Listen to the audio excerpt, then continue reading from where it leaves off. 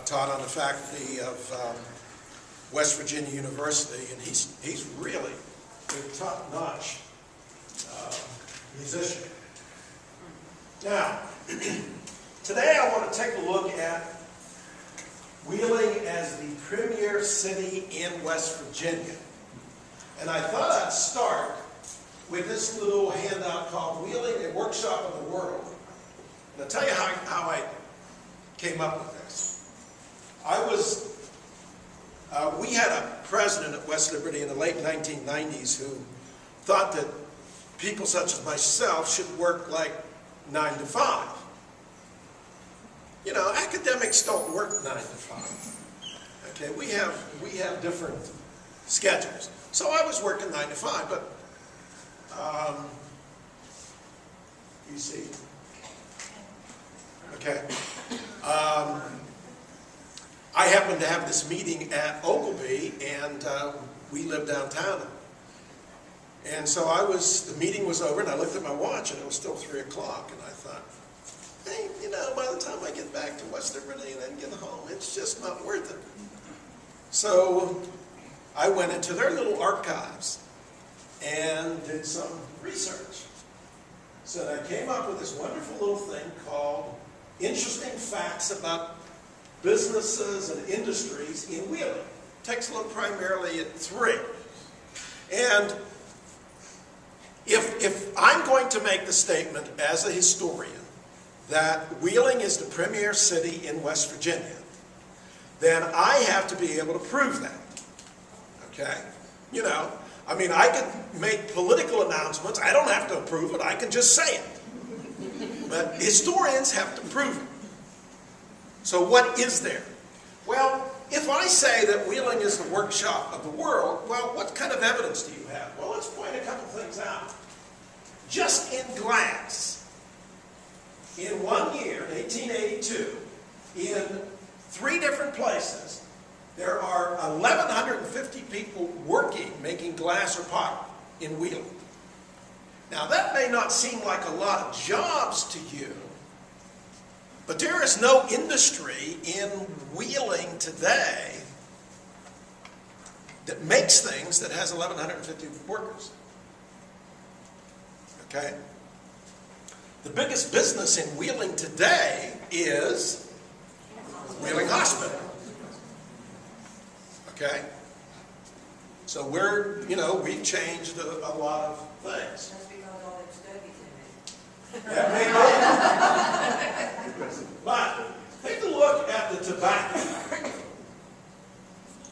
In 1892, there are 53 cigar-making companies in Wheeling. Now, what's that mean? That means one of these companies he lived in the house, rolled his own cigars. Some of these, like Block Brothers and Marsh, had hundreds of employees. Pollock, Augustus Pollock. But look at the numbers. In that year alone, 1892, almost 54 million cigars come out of Wheeling. Now you might say, how did we know that? It's pretty simple. It's based on taxes. There is a tax on the cigars, so we can figure out that. They put together, look at you. I don't know if you've ever picked up a leaf of tobacco to know how many tobacco leaves you need to get to 4,792,148 pounds of tobacco. That's a lot. That's a lot. Okay? Now, for those of you who have never had the opportunity to be through a tobacco manufacturing company, I used to take my students through Stogie Company. And you know, those of you who are familiar with Stogies, the women who worked in the Stogie plant, who dealt with the wrapper tobacco, you know what they were called? Strippers. Because when you have a wrapper, you have to take the center piece out of it. Okay? And then you separate the left and the right. You can't put them together because when you wrap the cigars, you want the vein side wrapped in, so to keep them separate. Because if you didn't, then they would get. So if they used to say, you want to see a left-handed or a right-handed cigar? Yeah. The Stogie's made of 3 parts. You have the wrapper, the filler, and the binder. And if you've ever read a Stogie wrapper, it says, and non-tobacco products. That's the glue that holds the wrapper around the cut tobacco. Now, whether you like it or not, and think it's a good item, there was a lot of money to be made in Stogies. I remember, and it's been 31 years since I had my first class in there, and the woman who took us around had a voice like a gravel pit. Okay, next thing we're going to go down and see this. And somebody asked me, said, do you smoke? Yeah, I smoke Stogies. Really? Now, you're all familiar with Block Brothers. That's still in town, except it's not Block Brothers anymore. It's, what is it, Swisher Sweets or some such thing? But Block Brothers, again, fits into this mold and wheeling because when I taught my course in Victorian America, the book that I used mentioned the Block Brothers for those 2 reasons.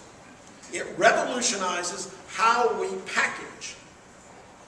You know, packaging is very important, and you package that.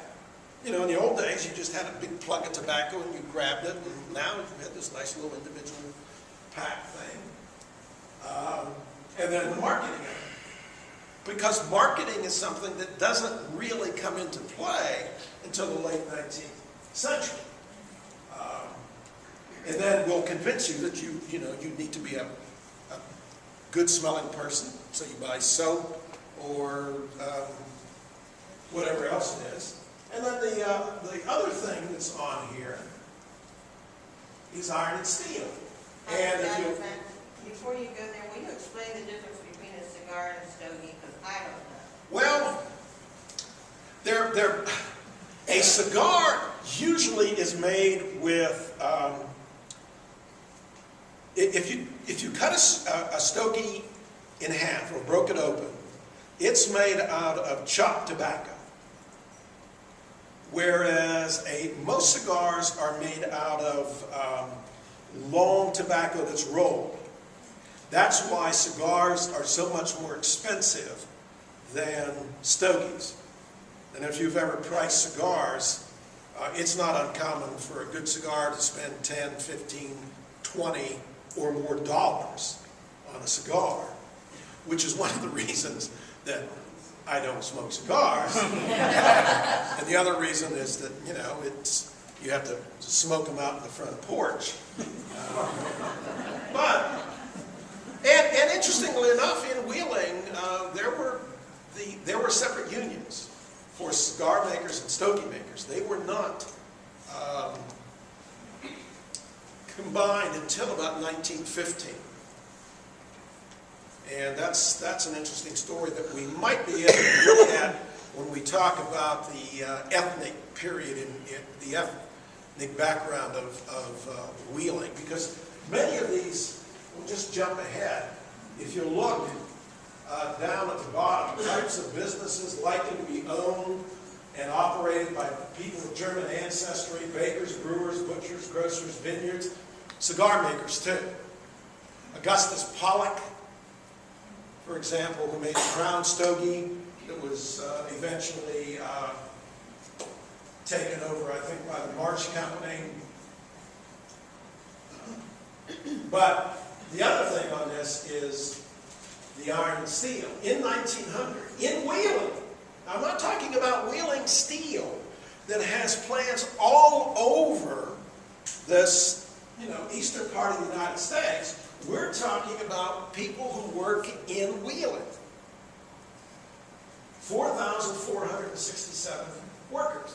Now, Severstal Steel today